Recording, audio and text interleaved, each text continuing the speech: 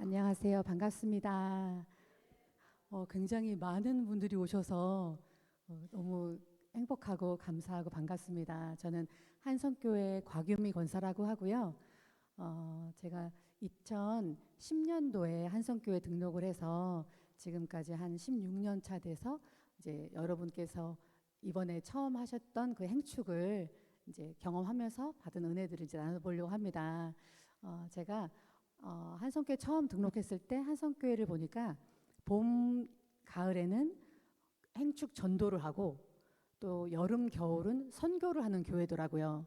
그리고 담임 목사님께서 교회란 예배를 드리고 전도하는 곳이다. 이 두 가지 본질을 강력하게 붙들고 가시는 그런 분이셨기에 일단 제가 그 당시에는 조금 가정 형편이 좋지 않아서 맞벌이를 하다 보니까 전도에 동참할 수 있는 기회는 많지 않았고 일단 예배라도 열심히 드려보자 해서 새벽 예배 빠지지 않고 참여하고 금요 예배 나와서 부르짖고 기도하고 열심히 뜨겁게 예배를 드리다 보니까 나도 전도를 해보고 싶다는 마음이 계속 드는 거예요. 그래서 한 해, 두 해 지나가는데 하나님 저도 전도해보고 싶어요. 하나님 그거 제일 기뻐하시는 거잖아요. 나도 전도하고 싶은데 어떻게 하면 될까요? 하는데 하나님께서 주신 마음에 너가 일하는 여름 그 휴가 일정에 맞춰서 선교라도 가봐라 라는 마음을 주시는 것 같아요. 그래서 어느 해에는 제가 그래 더 이상 미룰 수 없어 선교를 가보자 하는데 당시 국내 선교지의 등록비는 10만 원이면 이제 선교에 참석할 수 있었는데 제 여름 휴가 일정이랑 맞는 선교지가 계속 해외만 나오는 거예요. 근데 해외는 다 100만 원이 넘고 그때 제가 방문학습지 교사였거든요. 튼튼 영어라고. 그러니까 아침 일찍 일어나서 밤 10시까지 집집마다 가가호 가서 방문학습 교사를 하다가 오려고 하니 그 막 어떻게 짬이 안 나니까 그 급여도 많지가 않은데 100만 원 넘는 돈을 어떻게 하지 하다가 하나님께서 그 즈음에 남편의 직장을 굉장히 좋은 곳으로 이직을 해주셨어요. 그래서 이거는 하나님이 하셨다라고 고백을 해드리고 싶어서 일단 카드 현금 서비스를 받아서 선교를 가기로 했어요.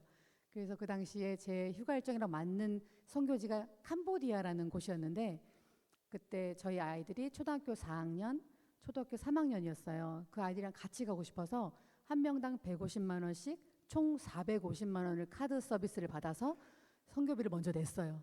그리고 처음으로 밟아본 그 캄보디아 땅은 정말 하늘이 너무 파랬고 저의 매일같이 치열하게 일상에 너무 힘들었던 그 삶에서 굉장히 힐링이 되더라고요. 선교지에 가는 것만으로도.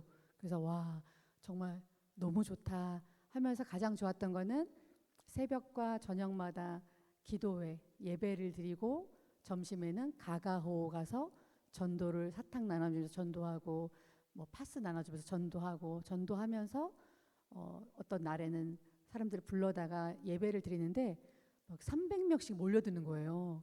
그래서 와 이렇게 전도가 너무너무 신기하고 재밌고 사람들이 오는 모습을 보는 것도 너무 행복하고 또 그 사람들이 와서 예수님을 영접하고 찬양하고 율동하는 걸 보니까 너무 감격스럽더라고요. 그래서 그렇게 일주일간의 시간을 전도를 통해 선교를 통해 은혜 받고 돌아왔어요. 그리고 그래 나도 이제 450만 원어치 전도를 경험했으니 다시 일상으로 돌아가야지 해서 이제 다시 또 열심히 튼튼 영어 방문학습지를 열심히 하고 있는데 제가 8월 정도에 그때 갔다 왔는데 한 11월쯤 되니까 그 다음 해 1월 겨울 선교지 광고가 나오는 거예요. 근데 제가 그 광고지 앞에 두 발이 멈춰 서 버렸어요. 왜 그러냐면 제가 한성교회 2010년도에 등록하기 전에 3년간 개척교회를 섬겼었거든요. 근데 그 개척교회에서 하나님을 처음 만나고 기도를 훈련받고 방언도 받으면서 기도만 하면 입에서 울란바토르, 울란바토르 이 말이 자꾸 나오는 거예요. 근데 제가 그때 지리적 상식이 부족해서 울란바토르가 어느 나라의 수도인지를 몰랐어요. 그래서 네이버에 찾아보니까 몽골의 수도라고 나오더라고요. 그래서 이게 왜 나랑 무슨 상관이 있지 하면서 내가 언젠간 간다는 소린가? 라고 그렇게 받았던 그 울란바토르라는 말이 그 5년이 지난 시점에 한성교회 2013년 1월 겨울 선교지로 딱 나온 거예요. 그래서 저게 뭐지? 나랑 상관 있나? 왜 그 많은 나라 중에 하필 몽골 울란바토르이며 1월이면 겨울은 몽골에 아무도 안 가는 나라인데 영하 35도, 영하 40도라고 하는데 저길 내가 가야 되는 건 아니겠지 하면서 이렇게 이상하다 이상하다 하면서 그 주위를 이렇게 빙빙 돌아서 다니곤 했는데 시간이 갈수록 제 마음이 편치가 않은 거예요. 나랑 무슨 관계가 있나? 하지만 난 불과 4개월 전에 450만 원을 들여서 캄보디아 선교를 갔다 왔는데 또 100만 원 돈을 남편한테 달라고 하는 것도 염치가 없는 것 같고, 그래서 제가 그냥 하나님한테 통보를 했어요. 하나님, 저 상황 빤한 거 아시죠? 저 못 가요. 저 좀 전에 450만 원 들여다 갔다 왔잖아요. 100만 원 어떻게 또 달라 그래요. 그러니까 정말 제가 가는 게 하나님 뜻이면 하나님 알아서 하세요. 이제 그렇게 하고 돌아섰어요. 그러고 나서 저희도 이제 목장 예배라고 구역 예배를 하는데 구역 예배 가서 제가 나눴어요. 이렇게 해서 5년 전에 받았던 울란바토르가 보여서 제가 마음이 좀 불편했지만 신경이 쓰였지만 하나님한테 제가 이렇게 통보한 상태다. 하나님 뜻이면 날 보내시겠지. 그러고 있어요. 라고 말하고 지난 지 한 일주일, 2주일 정도 지났을까? 금요 예배 날, 금요 철야 예배 날 외부 목사님이 오시는 날이었어요. 근데 그 목사님이 이렇게 강대상에 올라오시자마자 인사도 안 하고 다급한 목소리로 이렇게 말하시는 거예요. 지금 이 자리에 하나님의 뜻이면 날 보내시겠지 하는 분 계시는데 아주 안 기뻐하십니다. 그러는 거예요. 그래서 제가 너무 놀라가지고 나들으라는 소리가? 그래서 쳐다보니까 또 한 번 이렇게 말씀하시는 거예요. 하나님은 하나님의 일을 능동적으로 하는 사람을 기뻐하시지 수동적으로 뒤에서 어디 보자 하고 팔짱 끼고 있는 사람을 촛대를 옮기십니다 라고 무섭게 말씀하시는 거예요. 그러니까 제 핸드폰에 문자가 오기 시작했어요. 저희 목원들이 집사님 얘기인 것 같아요. 집사님 몽골 가셔야겠어요. 그렇게 문자가 오기 시작하는 거예요. 그래서 이건 하나님의 사인인가 보다. 꼭 가야 되나 보다 해서 남편한테 사정 얘기를 하고 100만 원을 또 받아서 몽골 울란바토르 1월 겨울 선교를 갔는데 정말 사람의 힘으로는 할 수 없는 하나님으로만 하실 수 있는 그런 기적을 체험하고 하나님이 한 영혼이 하나님에게만 초점을 갖고 살기를 바라시는 그 마음이 얼마나 뜨거우신지를 경험하고 왔어요. 그래서 하나님의 그 역사하심을 분명하게 보고 와서 제 마음 가운데 그래 나도 매일 튼튼 영어 다니면서 집집마다 가고 방문하면서 내가 먹고 살기 힘들지만 나도 뜻을 정하고 살아야겠다. 나는 여름 겨울은 무조건 선교를 가야겠다라고 뜻을 정했어요. 그래서 그 해부터 매년 여름 겨울 해외밖에 제가 일정이 맞지가 않아서 해외 선교지를 계속 가다 보니까 어느 해에는 어떤 성도님이 저에게 봉투를 들고 찾아오셨어요. 집사님 기도하는데 하나님이 이거 집사님 드리래요 하는 거예요. 그래서 제가 이거 뭐예요? 그랬더니 몰라요. 난 모르니까 그냥 꼭 하나님이 집사님을 위해 쓰시래요 하고 가서 봤더니 꽤 큰 금액이 들어있었어요. 60만 원이라는 돈이 들어가 있는 거예요. 그래서 이걸 내가 정말 써도 되나? 그래서 막 기도를 하는데 하나님이 주시는 마음이 아마도 제가 계속 해외 선교밖에 못 가니까 그 성도님 마음을 감동시켜 주셔서 제 비행기 값이라도 보태주고 싶었나 보다. 그런 마음을 주시면서 이렇게 하나님이 일을 하는데 재정의 걸림돌은 없는 거구나. 오히려 하나님은 누구를 통해서든 채워주시고 또 하나님이 오히려 풍성하게 채워주셔서 마음껏 하나님의 일을 하는데 사용하게 하시는구나라는 걸 경험하고 있어요. 그래서 그렇게 선교를 통해 많은 은혜를 받으며 여름 겨울 매년 은혜를 받고 있는데 이제 봄 가을에는 행축 전도를 하잖아요. 그래서 행축을 처음에 할 때는 저도 뭐 재밌고 신기하더라고요. 왜냐하면 데리고 올 사람이 있으니까 그 해는 너무 기뻐요. 나도 막 괜히 면이 서는 것 같고 누구 데리고 왔어 막 이렇게 교구 목사님한테 약간 막 이렇게 보이는 것 같고 그래서 누구를 모시고 올 수 있을 때는 참 기뻤어요. 그런데 이게 2해, 3해, 4해 지나다 보니까 제가 태신자로 작정한 사람들이 다 한 번씩 와본 거예요. 그리고 등록하지도 않고 다니지도 않고 또 온다는 말을 안 하는 거예요. 그러다 보니까 제 마음이 점점 무거워지기 시작했어요. 하나님, 나한테 행축 너무 불편하고 무거워요. 그리고 어떤 날은 오늘 데려갈 사람도 없는데 그냥 교구 목사님 눈 피해서 저 중층에 어디 구석에 예배드리고 얼른 도망갔듯 집에 가서 그냥 빨리 가버릴까? 뭐 이런 마음도 들고, 어떨 때는 그냥 온라인 예배 드릴까? 예배 가지 말까? 이런 마음이 들 정도로 마음이 막 불편해지는 거예요.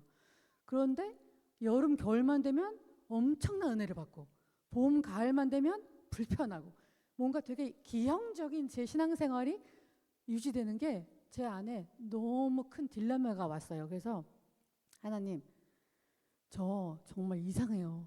하나님의 선하심, 하나님의 살아계심은 겨울 여름 선교를 가면은 정말 강력하게 그 은혜를 받고 오는데, 갔다만 오면 그 은혜가 모래알 잡듯이 제 손가락으로 쫙 빠져나가서 은혜를 유지하기도 쉽지 않고, 오히려 또 봄 가을은 불편하기만 하고 내 안에 불평과 원망이 막 일어나는데, 하나님 이건 뭐가 잘못된 것 같아요. 하나님 어떡하지 하면서 씨름하면서 기도했어요. 새벽 예배 때마다 기도하고 금요 예배 때마다 기도하는데, 하나님께서 주신 말씀, 마음이, 유미양, 너는 지금까지 어떤 순간이 가장 기뻤니?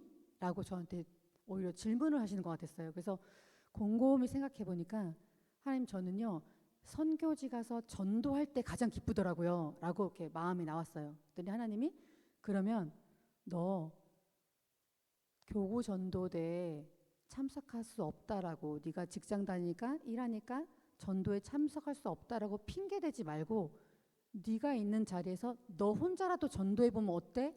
라는 마음을 강력하게 주시는 거예요. 그래서 제 마음에 그래, 하나님 주신 감동에 한번 순종해 봐야겠다, 그런 마음을 가지고 교회 전도지를 가져다가 집에서 믹스커피를 붙이기 시작했어요.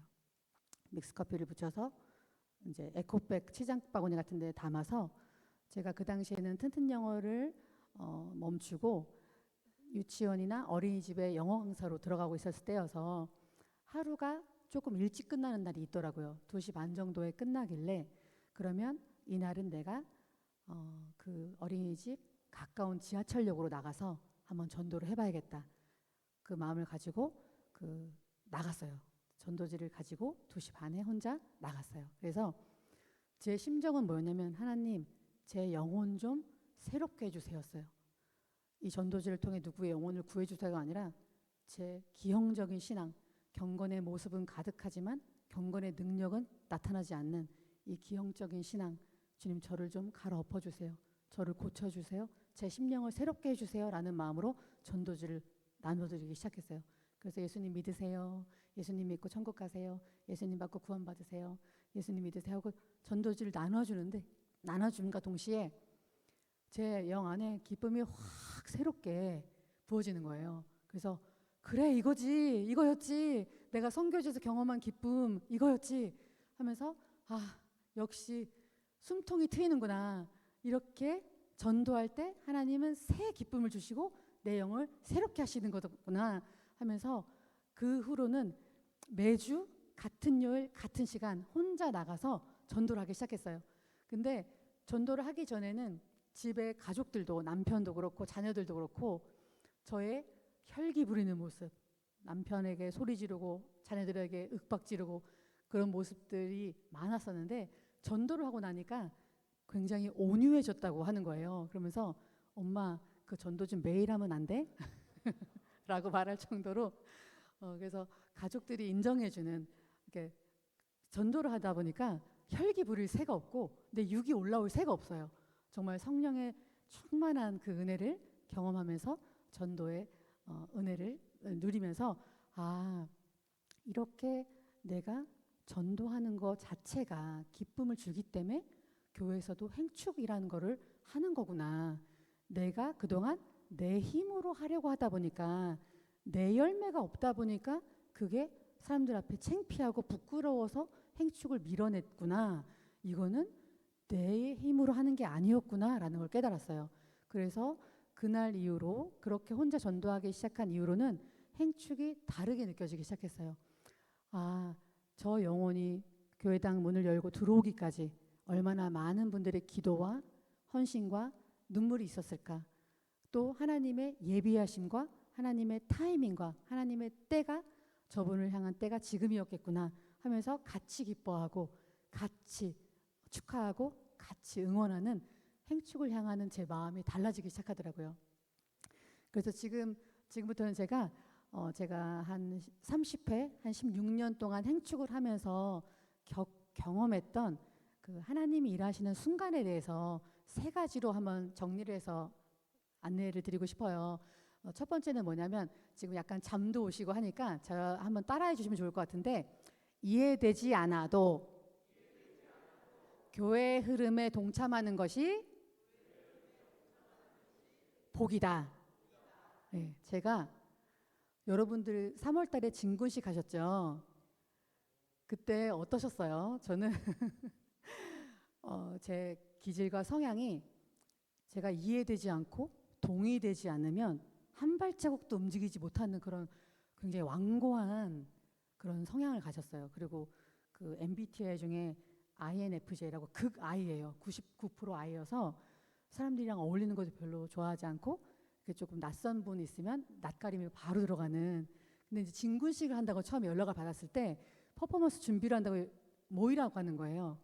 그래서 굉장히 이 민망하고 겸연쩍고 이 어색한 어색한 공기를 어떻게 내가 감당해야 될 거며 내가 거기를 어떻게 가지? 라는 굉장히 불편함이 막 찾아왔는데, 하나님 어떻게 해요? 교회에서 진군식을 한대요. 퍼포먼스를 한다고 모이라고 하는데 저는 일단 사람들 만나는 걸 싫어해요. 어떻게 해요? 이제 막 기도하는데, 그래, 교회에서 하라고 하는 건데 뭐 죄 짓는 거 시키겠어? 이런 극단적인 마음까지 간 거예요. 그래, 죄 짓는 거 아니라면 한번 해보자. 그래서 용기를 내서 왔어요.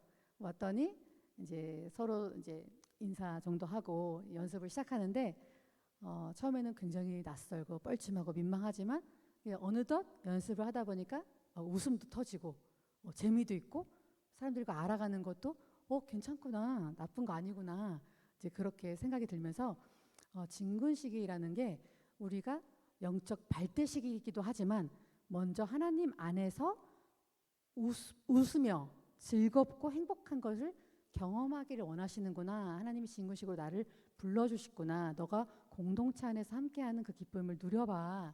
이런 거를 경험하게 하셨구나 라는 걸 깨달으면서 진군식에 참여하고 있는데, 저처럼 진군식을 불편해하고 성향상 힘들어하는 분들이 계시더라고요. 근데 그분들을 함께 가자고 독려하고 해서 용기 내서 한 번만 오시면 그 은혜를 또 받고 공동체로 들어오는 걸 많이 봐요. 그래서 우리 성도님들도 진군식뿐만 아니라 태신자 작정하셨을 테고, 또 이제 곧 봄의 교향곡이라는 것도 할 텐데 대체 이게 뭐야? 뭐 한다는 거야? 이런 마음으로 불편한 분들이 있을 수 있어요. 제가 그랬으니까. 그렇지만 이해되지 않아도 교회 흐름에 동참할 때 하나님이 나를 통해 일하기 시작하십니다. 그것을 믿고 꼭 동참하는 은혜를 경험하셨으면 좋겠습니다. 그리고 두 번째는 우리 전도 목표가 있잖아요. 제가 오기 전에 비전교회 진구식 영상을 봤어요. 그랬더니 1교구 전도 목표가 300명이시고 2교구가 170명이셨고 3교구가 180명이셨고 4교구가 100명이시더라고요. 기도하고 나가면 반드시 채워집니다. 네, 그래서 우리 마음 가운데 이것도 한번 따라해 볼게요.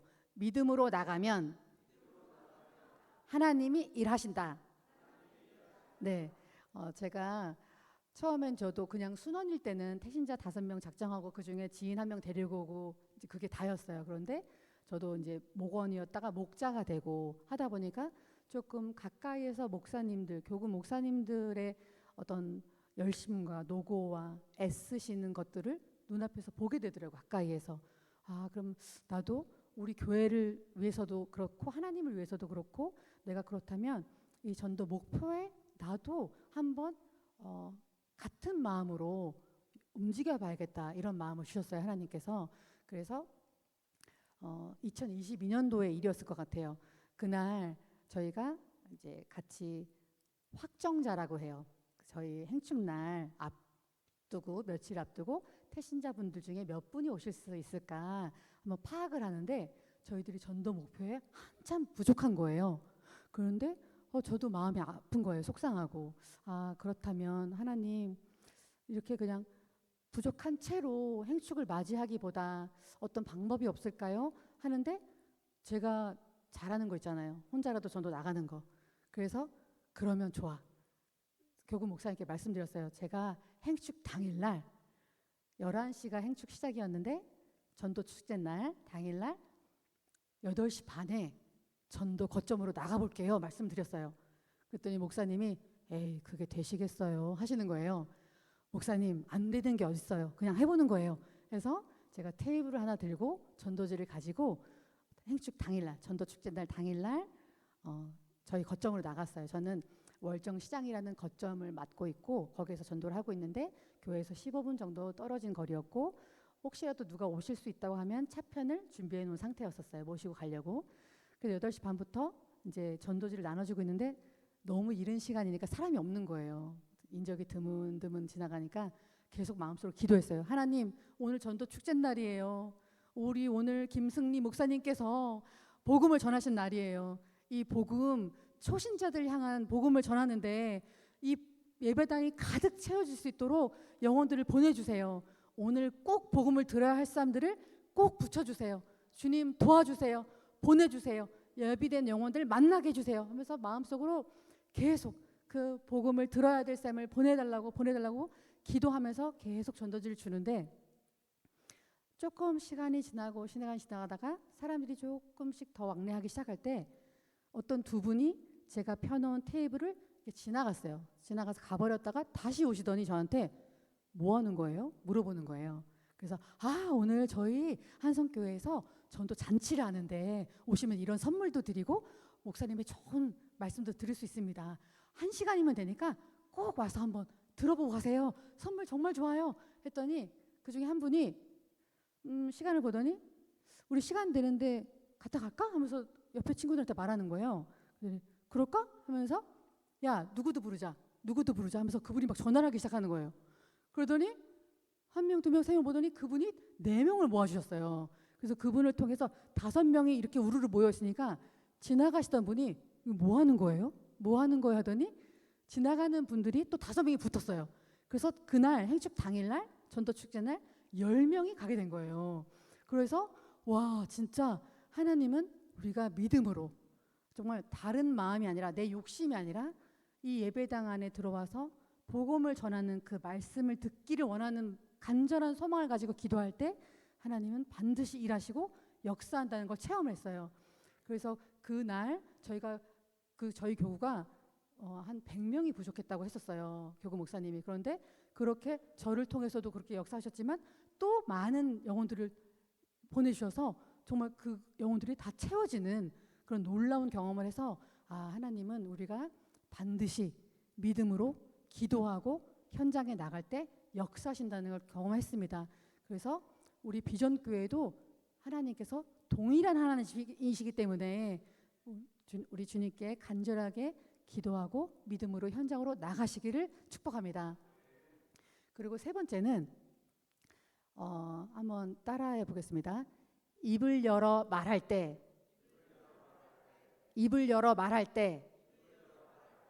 하나님께서 일하신다. 네. 태신자 작정한 지인들에게 분명히 말을 하셔야 되는 것도 맞지만 우리 지금 8단계 과정 중에 안부 문자 보내기였을 거예요. 이게 되겠어? 돼요. 그 단계별로 한번 꼭 해보시고 태신자가 아닌 경우 만약에 저처럼 그렇게 길에서 만난 분들이 있을 수가 있어요. 그리고 갑자기 만난 사람, 내가 태신자 작정하지 않았지만 갑자기 보게 하시는 영혼이 있고 갑자기 만나게 하시는 영혼들이 있어요. 제 핸드폰에는 제가 2021년부터 전도 현장에 나가서 저희는 이제 설문지를 받거든요.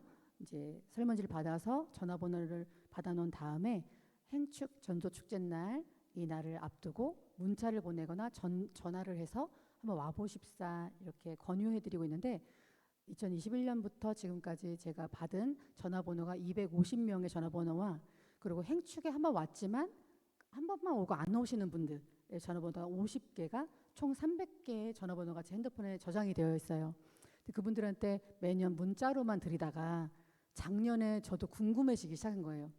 만약에 이 중에 100명한테 내가 전화를 하면 몇 명이 오셔서 몇 명이 등록할까라는 궁금증이 생겼어요. 그래서 제가 100명을 추려서 내일이 만약에 행축이면 그 전날에 전화를 붙들고 전화하기 시작했어요. 그래서 100명한테 전화했더니 50명이 받지 않더라고요. 부재중이었고, 그 중에 9명이 행축날 오셨고, 그 중에 1명이 등록해서 지금도 잘 다니고 계세요. 제가 그런 주시는 마음과 그런 감동에 순종하지 않고 그냥 그래 내한테는 이런 전화번호가 많아 라고 묵혀뒀다면, 전화를 걸어서 말하지 않았다면, 입을 열어서 와보라고 말하지 않았다면 이 9명이 복음을 들을 수 있었을까? 그 중에 1명이 교회에 와서 신앙의 방황을, 인생의 방황을 마칠 수 있었을까? 생각해보면 그러지 않았을 것 같아요. 그래서 우리 성도님들도 지금 태신자분들과 또 예기치 못하게 만나는 사람들을 놓고 충분히 새벽마다 금요일마다 기도를 충분히 하시고 간절히 하시고, 그리고 입을 열어 말씀하셨으면 좋겠어요. 그리고 우리가 할 수 있는 영역이 있고 하나님이 하는 영역이 있더라고요. 우리가 하는 영역은 와서 들어봐, 한번 와봐, 이 말 하는 거예요.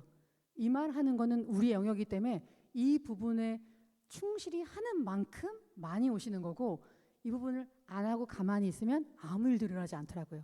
그런데 와서 그 영혼을 구원시키고 그 영혼의 주인이 바뀌어지는 거는 우리 영역이 아니에요. 아무리 내가 말을 청산유수처럼 잘해도 그 영혼을 만지시는 건 하나님이시고 그 영혼을 구원한 건 하나님이기 때문에 그 안 올 것 같아요. 와서 교회 안 다닐 것 같아요. 괜찮아요. 그건 다 하나님의 영역이기 때문에 그 부분 때문에 마음이 무거워서 와보라는 말도 못해서 그렇게 하지 마시고, 무조건 누구든지 어떤 영혼이든지 한번 와봐. 우리 교회 지금 축제해. 선물 진짜 좋아. 우리 목사님 말씀 정말 좋아. 우리 카페 정말 좋아. 한번 와봐 라고 열심히 와봐 라고 하시면 좋을 것 같아요. 그래서 하나님께서 나를 통해 어떻게 일하실지를 기대하는 마음으로 입을 열어보셨으면 좋겠습니다. 그리고 제 마음 가운데 행축과 선교로 많은 은혜를 받고 있는 저에게도 늘 마음 한켠을 짓누르고 있는 무거운 존재가 있었어요. 그분은 바로 친정 아버지의 구원이었어요. 여기 계신 분들도 가족 구원을 놓고 많은 기도를 하고 계실 텐데, 저희 친정 아버지는 불교 집안에서 태어나셨고 초등학교 교사이셨어요. 어머니는 주부였는데 친정 아버지께서는 밖에서는 많은 사람들에게 칭찬받고 존경받고 이렇게 선량한 분이 없다라고 정말 많은 사람들에게 박수받는 그런 좋은 교사였지만, 집에만 오면 엄마와 자녀들에게 폭력을 휘두르고 폭언을 멈추지 않는 그런 가정 폭력을 일삼는 분이었어요. 그래서 저희 가족은 날마다 아버지의 그 공포로 인해서 덜덜덜 떨어야 했고 무서움 가운데 늘 살았어요. 그런데 저희 아버지가 유일하게 웃는 때가 있었는데, 그것은 바로 저희들 자녀가 시험을 잘 봤을 때, 공부를 잘할 때였어요. 그래서 아버지의 체벌을 면하기 위해 늘 공부를 열심히 하려고 애를 썼고, 집안에 조금이라도 평화를 위해 공부를 열심히 하려고 애를 썼지만 특별한 이유로 인하여서 대학을, 아빠가 원하는 대학을 못 감과 동시에 제가 아빠의 인생에 오점이 되고 말았어요. 그래서 아빠가 저의 대학 입학과 동시에 저를 투명 인간 처리하기 시작했어요. 제가 어디가 아픈지, 밥은 먹었는지, 뭐 들어왔는지 전혀 신경 쓰지 않으셨어요. 전혀. 아빠는 저를 너무너무 싫어하셨고, 너는 내 인생의 오점이다 해서 저를 쳐다보지 않았고, 그래서 아빠 그렇게 너무 저희 고통을 주는 아빠가 너무 힘들어서 도망치듯 빠르게 결혼해야겠다 해서 26에 결혼을 해서 이제 교회에서 은혜를 받고 살았는데, 결혼하고 아이를 낳고 살아도 저희 아버지는 저를 끔찍하게 싫어하셨어요. 그래서 추석이나 명절 때만 저희 엄마가 전화를 해서 유미야, 아빠 산에 가셨다. 얼른 와서 전 부친 거랑 사과 좀 가져가라. 그래서 아빠 눈을 피해서 잠깐 가서 음식을 가지고 올 수 있는 거, 그게 다였어요. 그런데 그 아버지를 그 아버지 영혼을 놓고 한성교회 태신자 이름 1번에 곽동옥 써놓고 기도할 수 있는 게 다였어요. 아빠를 찾아갈 수도 없었고 아빠가 저를 너무 싫어했기 때문에 아빠 앞에 나타날 수가 없었어요. 그렇게 기도하기를 한 해, 두 해, 세 해 하는데 2010년부터 그렇게 아빠 이름을 적어놓고 태신자 1번에 놓고 기도를 하는데 12년이 흐른 2022년도에 저희 아버지가 저를 통해 복음을 영접하는 기적이 일어났어요. 어떻게 그렇게 됐냐면 저희 어머님이 아버지보다 좀 일찍 돌아가셨고 이제 아버지 혼자 이제 사시는 동안 약간 경미한 치매가 있으셔서 아버지를 요양병원에 이제 모셔드렸었는데 하루는 병원에서 언니한테 전화가 온 거예요. 아버지께서 폐 농양으로 열이 나서 좀 치료 중에 있으니까 그렇게 아셔야 될 것 같아서 연락드렸습니다 하는데 언니한테 연락을 받고 저도 좀 아빠의 상세한 상태를 좀 알고 싶어서 병원에 전화를 했어요. 그래서 저희 아버지 곽동원 환자인데 지금 어떠신가요? 라고 아빠의 상태만 물어보고 전화를 끊으려고 했어요. 그런데 그 간호사분이 제 이름까지 보호자로 등록이 되어 있는지 제 전화를 받자마자 아, 네, 잠시만요. 곽동원 환자님 연결해 드릴게요 하는 거예요. 저는 준비가 안 됐는데 저는 아빠와 대화할 준비가 안 됐고 아빠와 부드럽게 대화해 본 적이 언젠지도 모르겠고 아빠한테 뭐라고 말해야 될지도 모르겠는 상태에 그냥 네 잠시만요 하는 거예요. 그래서 아니 그게 아니고 이렇게 말할 겨를도 없이 그렇게 갑자기 순간 아빠와 통화를 해야 되는 상황에 갑자기 생겨버렸어요. 그래서 아, 이게 하나님 주신 기회인가? 아, 어떡하지? 하나님 어떻게 모르겠어요. 나 모르겠어요. 일단 이렇게 됐으니 아빠에게 복음을 전해야겠다라는 마음을 가지고 하나님 용기를 주세요. 담대함을 주세요 해서 아빠가 이제 전화를 딱 받았길래 제가 저 유미예요 했더니 굉장히 퉁명스러운 말투로 유미냐 하시는 거예요. 네, 아빠가 열이 난다고 해서 걱정돼서 전화했어요. 좀 괜찮으세요? 했더니 괜찮다. 그래, 알았다. 하고 끊으시려고 하는 거예요. 그래서 제가 끊으셔야 돼요? 했더니 그건 아니다 하시는 거예요. 그래서 제가 그러면 제가 아빠한테 꼭 드리고 싶은 말씀이 있는데 잠깐만 저랑 통화할 수 있냐고 했더니 그래 한번 말해봐라 하시는 거예요. 그래서 정말 하나님한테 간절히 기도하는 마음으로 하나님 도와주세요 하는 마음으로 아빠 저는 예수님을 만나고 참 기쁨과 참 행복과 참 평안 가운데 살고 있어요. 예수님이 저희들의 모든 수고하고 무거운 짐을 다 짊어지셔 주셔서 행복한 가운데 살고 있어요. 그 행복을 아빠도 누리기를 바라는 마음으로 제가 날마다 기도하며 살고 있는데 아빠도 너무 힘든 생활을 살아오셨잖아요. 아빠 예수님을 찾아보시고 예수님께 꼭 은혜를 구하시고 예수님의 도우심을 구하며 살면 예수님이 아버지에게 힘 주시고 능력 주시고 함께 하실 거예요.